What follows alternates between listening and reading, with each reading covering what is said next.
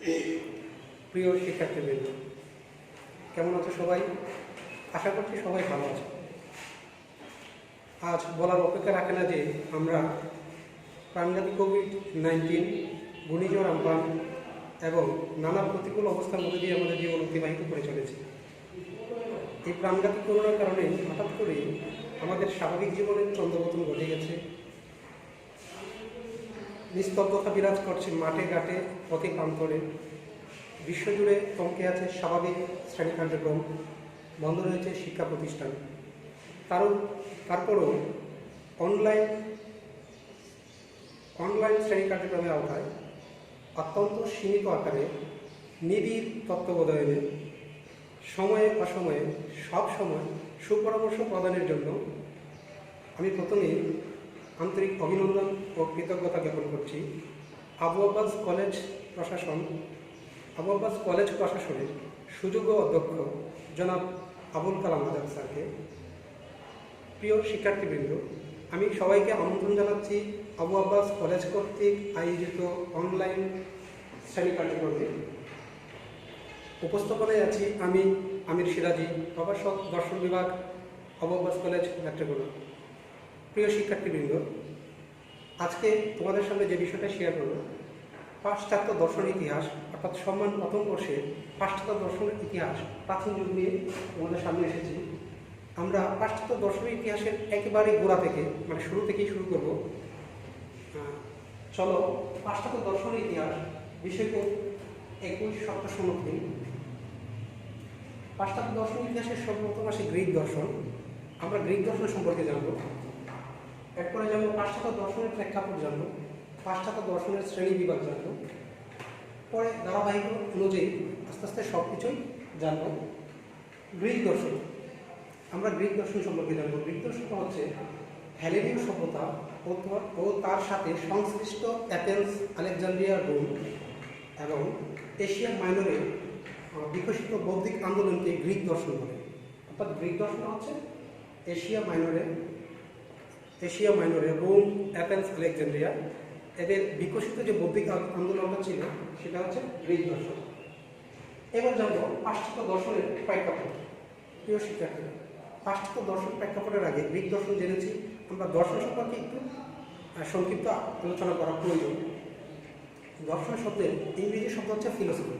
Philosophy শব্দটি ফিলোস এবং Sophia থেকে, গ্রিক শব্দ ফিলোস এবং সোফিয়া থেকে আগত। ফিলোস অর্থ অনুরাগ বা ভালোবাসা, আর সোফিয়া অর্থ জ্ঞান। অর্থাৎ বুদ্ধিগত দিক থেকে এদের অর্থ দ্বারা জ্ঞানের প্রতি অনুরাগ বা ভালোবাসার প্রতি অনুরাগ।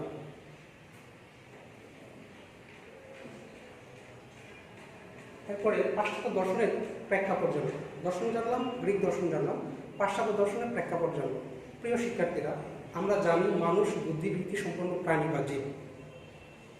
এই বুদ্ধির অন্যতম বৈশিষ্ট্য হচ্ছে অজানাকে জানা বা জানার আগ্রহ বা কৌতূহল সৃষ্টি করা। আর মানুষের মনে কৌতূহল বা আগ্রহ সৃষ্টি করা এটি একটি স্বাভাবিক প্রক্রিয়া বা ধারণা। প্রিয় শিক্ষার্থীরা, আমরা জানি বা আমরা বুঝি যে ছোট ছোট শিশুরা বা শিশুদের সামনে যখন নতুন কিছু আসে, তখন তারা এই বিষয়টা সম্পর্কে বা এই জিনিসটা সম্পর্কে বা এই বস্তুটা সম্পর্কে প্রচুর আগ্রহ প্রকাশ করে, জানতে চায় বা জানার আগ্রহ প্রকাশ করে। শুধু কি ছোট শিশুরা নয়, আমরা সবাই মানুষ স্বাভাবিকভাবে বা প্রাকৃতিকভাবেই আমরা যখন জানতে চেষ্টা করবে, জানার আগ্রহ সৃষ্টি হয়, মনের বা কৌতূহল সৃষ্টি হয় যে পৃথিবী কেমন বা চারপাশ পরিবেশ কেমন বা এটা কেমনে হলো, কী করে হলো, ইত্যাদি নানান প্রশ্ন মনের মাঝে জাগে। এই প্রশ্ন জায়গাটাই হচ্ছে দর্শন। আর অন্যভাবে বলতে গেলে মানুষের মনে যে মৌলিক প্রশ্নগুলি জন্ম নেয়, আর সেই প্রশ্নগুলোর যৌক্তিক উত্তর দেওয়ার নাম বা প্রচেষ্টাই হলো দর্শন। প্রিয় শিক্ষার্থীরা, আমরা পাশ্চাত্য দর্শনের প্রেক্ষাপট জানলাম। এবার জানবো আমরা পাশ্চাত্য দর্শনের শ্রেণী বিভাগ।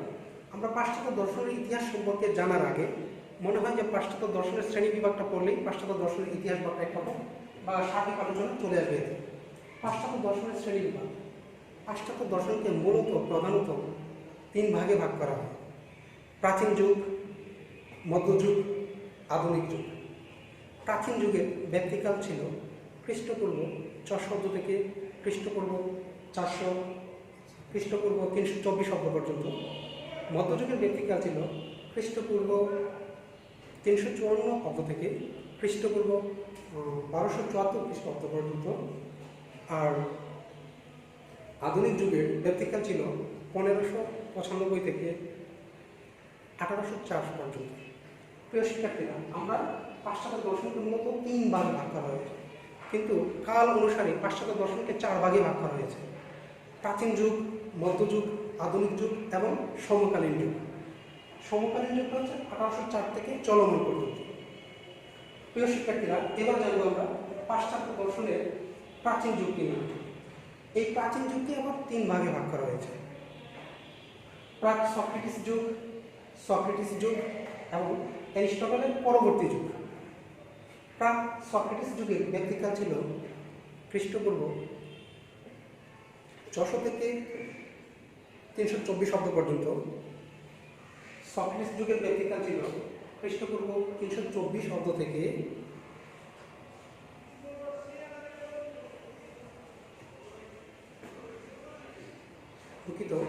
খ্রিস্টপূর্ব প্রাক সক্রেটিস যুগের ব্যক্তিকাল ছিল খ্রিস্টপূর্ব 600 থেকে 420 অব্দ পর্যন্ত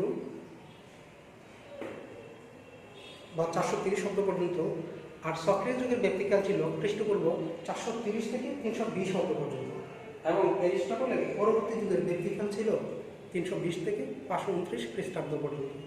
প্রিয় শিক্ষার্থীরা, আমরা পাশ্চাত্য দর্শনের গ্রিক দর্শন জানলাম, পাশ্চাত্য দর্শনের প্রেক্ষাপট জানলাম, পাশ্চাত্য দর্শনের শ্রেণী বিভাগ জানলাম, প্রাচীন যুগ জানলাম। এবার প্রাচীন যুগকে যে 3 ভাগ করা হয়েছে সেই যুগগুলো জানলাম: প্রাক সক্রেটিস যুগ, সক্রেটিস যুগ এবং অ্যারিস্টটলের পরবর্তী যুগ। এবার প্রাক সক্রেটিস যুগকে আবার 2 ভাগে ভাগ করা হয়েছে: প্রাক সফিস্ট যুগ এবং সফিস্ট যুগ। এবার আমরা জানব প্রাক সফিস্ট যুগ বা প্রাক সফিস্ট যুগ সম্পর্কে আমরা জানব। প্রাক সফিস্ট যুগের বা প্রাক সফিস্ট যুগের যে বিষয়টা নিয়ে বেশি আলোচনা হতো, প্রাক সফিস্ট যুগের দার্শনিকরা তত্ত্বজ্ঞানকে ব্যবহারিক জ্ঞানের সাথে মিশিয়ে দর্শন রচনা করতো বা দর্শন আলোচনা করতো। আবার এই দর্শন আলোচনার প্রেক্ষিতে বা প্রাক সফিস্ট যুগ জানার বা জানতে গিয়ে এই যুগে কয়েকটা দার্শনিক সম্প্রদায়ের আবির্ভাব ঘটেছিল বা দেখা মিলেছিল। আমরা সেই সম্প্রদায়গুলো দেখব: মাইলেসীয় দর্শন সম্প্রদায়, পিথাগোরীয় দর্শন সম্প্রদায়, হিরাক্লিটাস উনি কোন দর্শনের বা দর্শন সম্প্রদায়ের অন্তর্ভুক্ত নন, আয়নীয় দর্শন সম্প্রদায়, ইলেকট্রিক দর্শন সম্প্রদায়, পরমাণু দর্শন সম্প্রদায়। প্রিয় শিক্ষার্থীরা, এবার আমরা এই সম্প্রদায় সম্পর্কে বা সম্প্রদায়গুলি যা আছে একে একে ব্যাখ্যা করার চেষ্টা করবো, সবাই জানবো বা আমরা জানার চেষ্টা করব। তবে আগেই বলে রাখি যে আজ সার্বিক আলোচনা করা মোটেই সম্ভব নয়। আমি শুধু পাশ্চাত্য দর্শনের ইতিহাসের শ্রেণী বিভাগ নিয়ে আলোচনা করব, পাশাপাশি দর্শন থেকেই কয়েকটা ব্যাখ্যা চলে আসবে, এগুলো জানার চেষ্টা করব। মাইলেসীয় দর্শন সম্প্রদায়। কথিত আছে যে এজিয়ান সাগরে মাইলেটাস নগরে আয়োনীয় নামক স্থানে যে সম্প্রদায় গড়ে উঠেছিল বা এই এলাকার বা নগরের যে সম্প্রদায় বা দার্শনিক বিরুদ্ধে আলোচনা করেছিল, এই এলাকার সম্প্রদায়ের আলোচনার প্রেক্ষিতে মাইলেসীয় দর্শন সম্প্রদায় বলা হয়। মাইলেসীয় দর্শন সম্প্রদায়ে 3 জন প্রধান দার্শনিক, আরও অনেক দার্শনিক ছিলেন, কিন্তু 3 জন প্রধান দার্শনিক ছিলেন। 3 জন দার্শনিক হলেন থেলিস, অ্যানাক্সিমেনিস, অ্যানাক্সিমেন্ডার। প্রিয় শিক্ষার্থীবৃন্দ, এবার জানবো আমরা থেলিস, অ্যানাক্সিমেনিস এবং অ্যানাক্সিমেন্ডার সম্পর্কে আমরা সার্বিক জানব।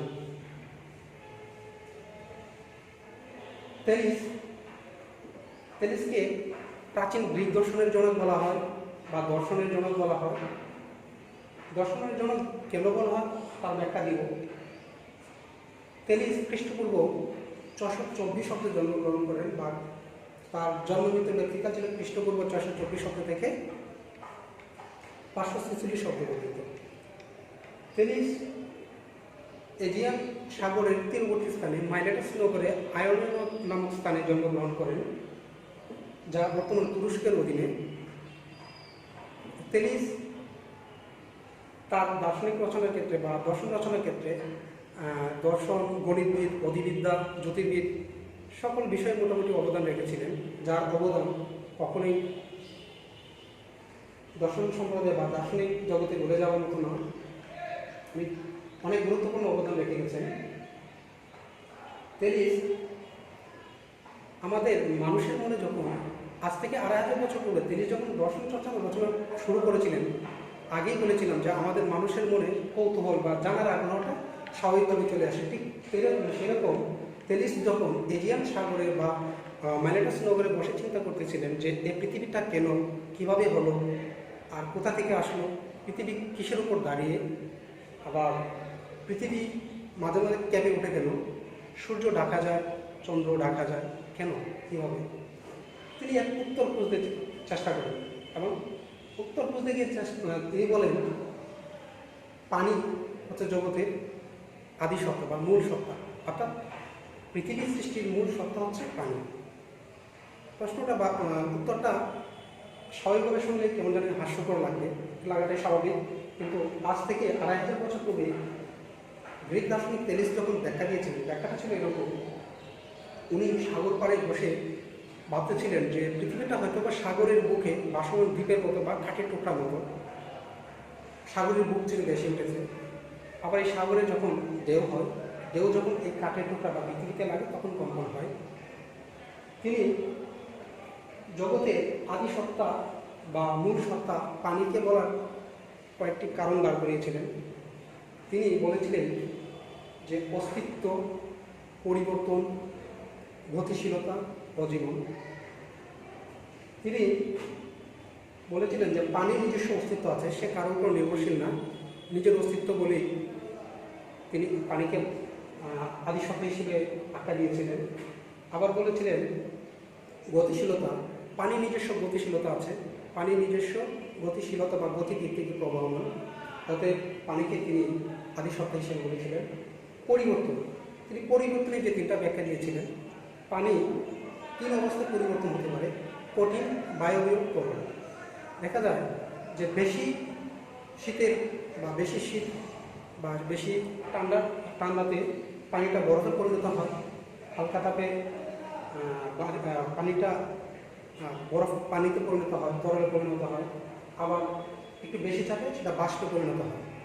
এই জন্য তিনি বলেছিলেন যে সর্বক্ষমতা বা সব দিকেই পানি পাওয়া যায়, এই জন্য তিনি পানিকে আদিসত্তা ব্যাখ্যা দেওয়ার চেষ্টা করেছিলেন। সর্বশেষ যিনি বলেছিলেন জীবন, অর্থাৎ আমি যে কথা বলতেছি বা মানুষ, প্রাণী বা উদ্ভিদ যাই বলো না কেন, পানি ছাড়া বাঁচা অসম্ভব, একেবারেই অসম্ভব। সেই দিক থেকে তিনি বলেছিলেন পানি হচ্ছে পৃথিবীর আদিসত্তা। যখন এরকম আলোচনা করতেছিলেন তখন ওই ম্যালেটাস নগরের অধিবাসীরা এই তেলিসকে নিয়ে টাট্টা বিদ্রুপ করতো যে দর্শন চিন্তা করে ইত্যাদি ইত্যাদি নেগেটিভ ভাবত। তখন তিনি দেখিয়েছিলেন যে কথিত আছে, তিনি যেহেতু প্রাকৃতিক বা প্রকৃতি নিয়ে বেশি চিন্তা গবেষণা করত, তখন তিনি চিন্তা করতে গিয়ে দেখেছিলেন যে ওই এলাকার ম্যালেটাস নগরে এবছর প্রচুর জলপাইয়ের ফলন হবে, যার ফলে তিনি ওই এলাকার সব জলপাইয়ের মিলগুলো খুব কম দামে ভাড়া করে দিলেন এবং তার কথা মতো সব ঠিক হলো। পরবর্তীতে সেগুলো খুব চড়া দামে ওই জলপাইয়ের মিলগুলো ভাড়া বা জলপাইয়ের তেল বিক্রি করেছিলেন। তিনি দেখিয়েছিলেন যে দার্শনিকরা শুধু দর্শন চিন্তা দিয়ে প্রকৃতিতেই নয়, দার্শনিকরা অর্থ উপাদানের ক্ষেত্রেও পারফেক্ট বা ক্ষমতা আছে, এটি দেখিয়েছিলেন। তিনি পাশাপাশি দেখিয়েছিলেন যে সমুদ্রের পাশে বসে থেকে তিনি সমুদ্র বুকে ভাসমান জাহাজের দূরত্ব নির্ণয় করেছিলেন। তিনি দেখিয়েছিলেন যে মিশরে যখন ভ্রমণ করেছিলেন, মিশরে ভ্রমণ করার সময় তিনি নিজ সাহায্যে পিরামিড উচ্চতা নির্ণয় করেছিলেন। তিনি আরও দেখিয়েছিলেন যে তিনি একটি ভবিষ্যৎবাণী করেছিলেন তখন ম্যালেটাস নগরে যে 585 সালের 28 মে সূর্যগ্রহণ হবে।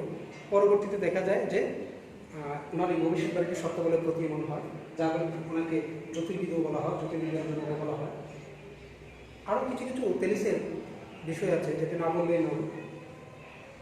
তেলিসকে এখন থেকে 2500 বছর পূর্বে যখন একটা প্রশ্ন করা হয়েছিল যে পৃথিবীতে সবচেয়ে শক্তিশালী কে, গ্রিক দার্শনিক তেলিস সহসা উত্তর দিয়েছিলেন যে পৃথিবীতে সবচেয়ে শক্তিশালী হচ্ছে প্রয়োজনই হচ্ছে সবচেয়ে শক্তিশালী। প্রয়োজনের কাছে আমাদের সবার মাথা নত করতে হয়। আর আমরা এও জানি যে প্রয়োজন কখনো বাধা মানে না। তবে গ্রিক দার্শনিক থেলিসকে আরেকটি প্রশ্ন করা হয়েছিল যে পৃথিবীতে সবচেয়ে কঠিন কাজ কি?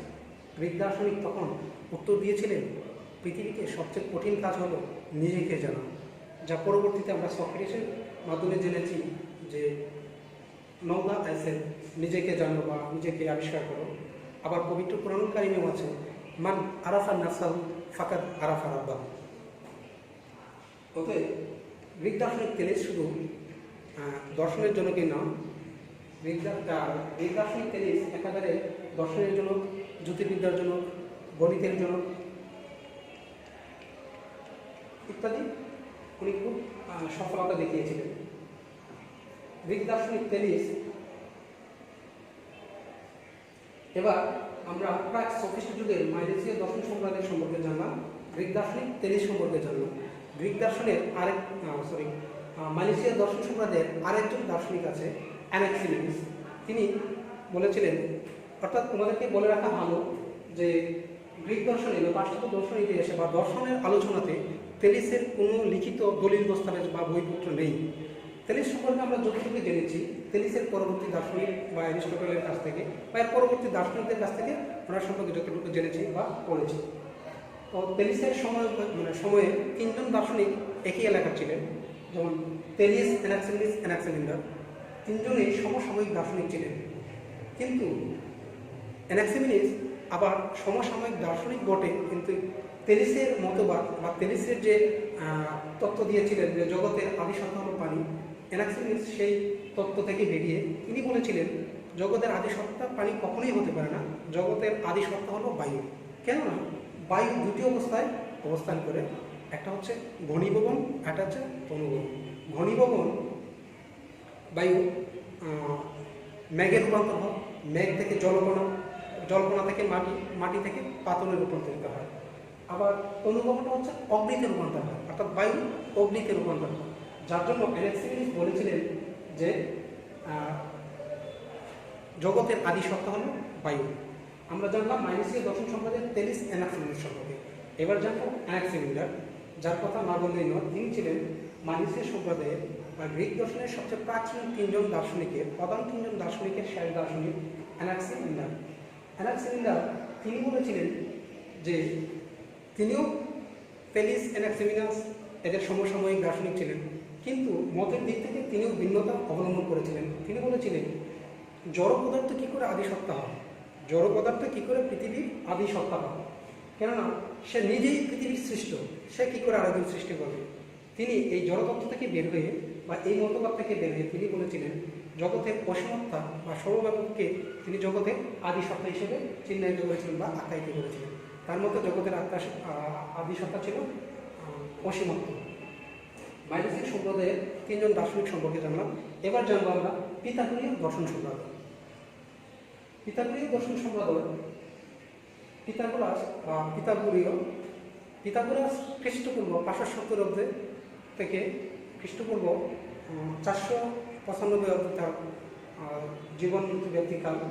পিথাগোরাস তিনি তার চিন্তা চেতনাকে দর্শন চর্চায় নিয়োগ করেন বা দর্শন চর্চায় আলোচনা করেন, এবং তার ওই চিন্তা চেতনাকে কেন্দ্র করে তার নামানুসারে এই মতবাদকে পিথাগোরীয় সম্প্রদায় বা পিথাগোরীয় দর্শন সম্প্রদায় নামে আখ্যায়িত করা হয়েছে।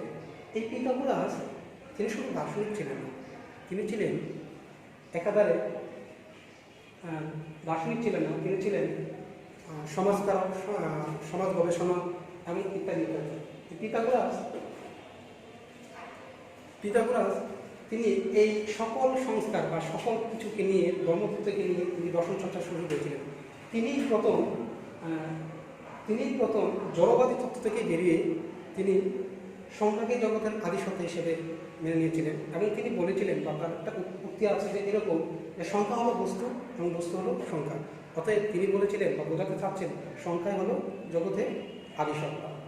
এবার আমরা জানবো হিরাক্লিটাস সম্পর্কে। হিরাক্লিটাস যদিও তিনি এই সম্প্রদায়ের অন্তর্ভুক্ত নন, তারপর হিরাক্লিটাস এই দর্শন আলোচনায় বা এই প্রেক্ষাপটে বা এই অধ্যায়ে গুরুত্বপূর্ণ অবদান রাখেন। হিরাক্লিটাস জীবন মৃত্যুর ব্যক্তিকাল ছিল খ্রিস্টপূর্ব 535 অব্দে থেকে খ্রিস্টপূর্ব 475 অব্দ পর্যন্ত। এই হিরাক্লিটাস তিনি পরিবর্তনের তিনি প্রথম পরিবর্তনকে জগতে মনুষ্যত্ব হিসেবে মেনে নিয়েছিলেন এবং তিনি দর্শনের ইতিহাসে কালজয়ী বক্তব্য প্রকাশ করেছিলেন যে আমরা একই নদীতে দুইবার অবগাহন করতে পারি না। এটা একটা কোয়েশ্চেন আছে যে আমরা একই নদীতে দুইবার অবগাহন করতে পারি না। এরপরে এই জন্য তিনি ব্যাখ্যা দাঁড় করিয়েছিলেন যে জগতের আদি সত্তা হলো কি অগ্নি, অগ্নিকে তিনি জগতের আদি সত্তা হিসেবে চিহ্নিত করেন। এরপরে আমরা জানবো আয়নীয় দর্শন সম্প্রদায়। আয়নীয় দর্শন সম্প্রদায়, এই দর্শন সম্প্রদায়ের সম্পর্কে তেমন কিছু জানা যায়নি, তবে এই দর্শন সম্প্রদায়ের প্রতিষ্ঠাতা হলো অ্যানাক্সাগোরাস, যিনি বৌদ্ধবাদের দ্বারার মাধ্যমে তিনি দর্শন শাস্ত্র রচনা করেছিলেন। এরপর আমরা জানবো এলিয়াটিক দর্শন সম্প্রদায়ের সম্পর্কে। এলিয়াটিক দর্শন সম্প্রদায়ে তিনজন প্রধান চিন্তাবিদ ছিলেন, যারা হলেন জেনোফিনিস, পার্মেনিডাস ও জেনু। জেনোফিনিস ছিলেন এলিয়াটিক সম্প্রদায়ের প্রতিষ্ঠাতা এবং তিনি বহুদেব বাদকে অস্বীকার করে বা এখান থেকে অতিক্রম করে তিনি একাশ্বরবাদের ব্যাখ্যা দেওয়ার চেষ্টা করেন। আবার পার্মেনিডাসকে এলিয়াটিক সম্প্রদায়ের শ্রেষ্ঠ দার্শনিক বলা হয়, আবার কেউ কেউ পার্মেনিডাসকে এলিয়াটিক সম্প্রদায়ের প্রতিষ্ঠাতা বলে থাকেন। এই পার্মেনিডাস জড়তত্ত্ববাদ থেকে বের হয়ে তিনি বাববাদ তত্ত্বের সাহায্যে জগতের ব্যাখ্যা দেওয়ার চেষ্টা করেন। জেনু সম্পর্কে তেমন কিছু জানা যায়নি, তবে জেনু একটি বিখ্যাত গ্রন্থ বা রচনা করেছিলেন, যে জেনু প্যারাডক্স নামে একটি গ্রন্থ রচনা করেছিলেন, যা জেনু প্যারাডক্স নামে খ্যাতি অর্জন করেছিলেন। এরপর আমরা জানবো পরমাণু দর্শন সম্প্রদায় সম্পর্কে। পরমাণু দর্শন সম্প্রদায়ের দুজন বিখ্যাত চিন্তাবিদ হলেন লিউকোপাস এবং ডেমোক্রিটাস। লিউকোপাস এবং ডেমোক্রিটাস দুজনকে এই পরমাণুবাদের বা পরমাণু মতবাদের প্রতিষ্ঠাতা হিসেবে চিহ্নিত করা হয় বা প্রতিষ্ঠাতা বলা হয়। ওনারা বলেছিলেন যে জগতের আদি সত্তা পরমাণু, পরমাণু দ্বারাই ওনারা ব্যাখ্যা দেওয়ার চেষ্টা করেছেন যে জগতের আদি সত্তা হল পরমাণু। প্রিয় শিক্ষার্থীবৃন্দ, আজ আমরা দর্শনের বা পাশ্চাত্য দর্শনের শ্রেণী বিভাগ জানলাম। পাশ্চাত্য দর্শনের শ্রেণী বিভাগ প্রধানত তিন ভাগে ভাগ করা হয়: প্রাচীন, মধ্যযুগ, আধুনিক যুগ। আবার প্রাচীন যুগকে দুই ভাগে ভাগ করা হয়। প্রাচীন যুগকে তিন ভাগে ভাগ করা হয়: প্রাক সক্রেটিস যুগ, সক্রেটিস যুগ এবং অ্যারিস্টটলের পরবর্তী যুগ। আবার প্রাক সক্রেটিস যুগকে প্রাক সফিস্ট যুগ ও সফিস্ট যুগ এই দুই ভাগে ভাগ করা হয়েছে। এই দুই ভাগে আমরা প্রাক সফিস্ট যুগ জানলাম, মাইলেসীয় দর্শন সম্প্রদায়, পিথাগোরীয় দর্শন সম্প্রদায়, হিরাক্লিটাস যদিও উনি কোনো কিছু সম্প্রদায়ের অন্তর্ভুক্ত নন, আয়নীয় দর্শন সম্প্রদায়, এলিয়াটিক দর্শন সম্প্রদায়, পরমাণু দর্শন সম্প্রদায়, আমরা এই বিষয়ে জানলাম। পরবর্তী ক্লাসে নিশ্চয়ই আমরা সফিস্ট যুগ নিয়ে আলোচনা করবো। ততক্ষণে তোমরা ঘরে থাকো, ভালো থাকো, সুস্থ থাকো।